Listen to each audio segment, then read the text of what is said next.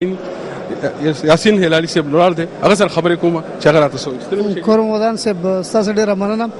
او ستاسو د مقدمه او د تعارف ډیره مننه کوم ودان الله دې اجر درکړي خیر اوسه سړي مشه هلال صاحب دا خبرونه چې را جوړې ده او دلته د خلکو د افغانانو پښتنو د جوش او د جذبې او د ولولې ته وګورئ څه احساس وکړي زه ډیر خوشاله یم دا لومړی ځل دی چې افغانان راجمع کیږي او راغونډيږي او د اماراتو د یو څلوېښتمه د استقلال او خپلواکۍ ورځ مانځي زمونږ د پر ډېره مهمه پدې ده چې دلته ډېر افغانان اوسېږي په دې وطن کې ډېر خلک کارونه کوي بزنسونه لري په لاره کې پروت هیواد دی اسلامي هیواد دی زموږ ورور هیواد دی کلتور سره شریک دی دا ډېر د خوشحالۍ ځای دی چې زمونږ کې د خلک پیدا کیږي او افغانان د جرأت کې د همت کوي او د دوی سره د خوشحالۍ کې شریکيږي او د ورځې مانځي دا ځان ته د دوی خوشحالي نه ده بلکې زموږ خوشحالي هم ده د دې هیواد د جوړېدو سره دلته ډېر افغانان راغلي دي د 2.5 لک 3 لک شاوخوا کې خلک دي چې کارونه کوي د خپل وطن ته پیسې لګي که هغه پښتونخوا ته لګي که په افغانستان کې د هغه سیمو اقتصادیاتو سره دا ډېر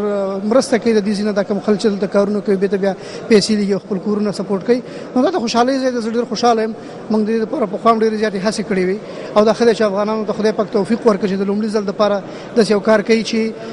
د خلکو ته وایي چې موږ سره ورونه یو موږ ته په ښه نظر تاسو وګورئ ځکه موږ ته هم تاسو ته په ښه نظر باندې ګورو او تاسو چې کوم تاسو خوشحالیان دي تاسو خې ورځ دي زموږ شریک دي او موږ ډېره قدرداني کوو د متحده ایالاتو حکمرانان ني که شیخان دي کړي د حکومت د پټول اسلامي دنیا کې او بیا پټول نړۍ کې د ډېر اثر دی نو څنګه د افغانستان د امن د عمل چې د خپل رول لوبولي څه خواص وته کړی دا خلک چې د ډیرو خيار خلک دي دوی خپل ګټي پیژني په افغانستان کې چې هر قسم نظام راغلی دی که هر قسم خلک راغلي دوی د هغه سره ځان اډجست کړي دي خپل ګټو سره ګرځي مثلا دوی د پر دا ډیره مهمه ده چې دلته افغانان خوشاله وي دلته افغانان په تکلیف کې نه او دلته افغانان او پښتانه هغوی دوی ته مشکل جوړ نه کړي لکه بل ملک راغلي خلک دي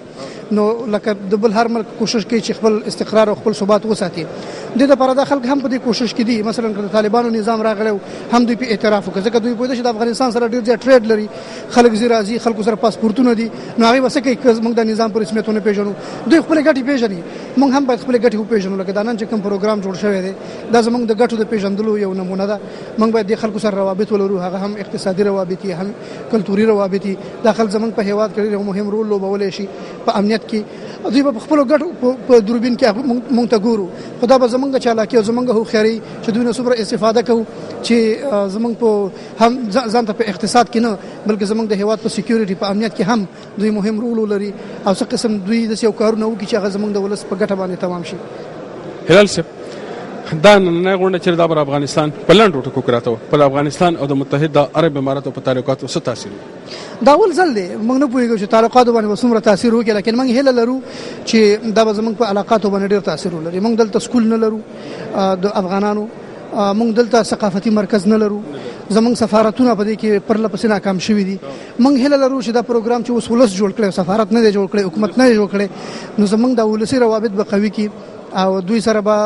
موږ وکړی شو چې دوی په دې قانې کو چې را ځان ته دلته بزنس کاونسل نه دی پکار بلکې دلته یو کلچرل سنټر هم پکار دی کلچرل کاونسل هم پکار دی دلته چې دی یو سکول هم پکار دی موږ ته یو نه بلکې ډیر 3 لک کسان یو او چې ټول پښتانه راوالي په لکونو خلک یو 9 ملیون خلک یو ان دا مطلب چې موږ ته لک تر لګه یو لس سکولونه 2 سکولونه پکار دي یو نه موږ ته یونیورسيټي پکار ده د زموږ بچي چې بهر ځي پیسې مصرفي نه موږ د پیسې مصرفو یا خلک واپس پاکستان ته ځي او یا افغانستان ته بیرته نو حالته د پیسې چې موږ مصرفو کورونو څخه د ماشومان او د ځوانان موږ نه لري اوسېږي او موږ په کنټرول نه لرو چې الله هغه د خملګرو سره ګرځي خراب خلکو سره ګرځي هغه د پاره کېدل ته یو یونیورسيټي خو دا خو وګړي خبرې دا خو ارمانونه دي زما هله دا چې ان شاء الله چې دغه پروګرامونه به زموږ اړیکې سره لا قوي کی هم کلتوري اړیکې او هم به د خلکو نظر زموږ په اړه بدل شي چې موږ ځان ته ډرایوران نه یو ځان ته کولنګ او بلچ نه وو د هغه ترڅنګ هغه هم ډېر کارونه دي په هغه موږ فخر کوو لکه تر هغه ترڅنګ ولدل ډېر مثقف او تعلیم یافته خلک موږ لرو دلته موږ کوشش کوو چې سکولونه ولرو یونیورسيټي ولري ځان دلته نه چې د خخت د پاسه موږ دلته خخت کړو بلکې موږ غواړو چې دلته د خلکو بچو تم سبقونه وایو او موږ لکه سید جمال الدین افغان چې د افغانستان نه لاړو او نور دنیا ته د ازادۍ چلو خو نور دنیا ته د خو دل چې څه قسم راپاسيږي او د خپلګرو خلاف د سرلړې ولسوسي دا چې هم موږ د خپل وطن سفیرانو دلته راغلي او د خلکو ته وایو چې موږ چې د خلک یو او دغه پروګرامونه تاسو سره په خوشاله یو کې موږ ځکه ځان شریکو چې موږ رښتیا زموږ سوچونه غټ دي صرف افغاني سوچ نه دی بلکې بین المللي او نړیوال سوچ دی موږ سره موږ ټول انسانانو ته په یو نظر ګورو او هم غواړو چې د ټول دنیا سیال اوسو نو زه هیله لرم چې ان شاء الله دا چې غونډې به زموږ کلتوري اقتصادي سیاسي او نور هر ډول ورورولي او اړیکې سره لا کلکې کړي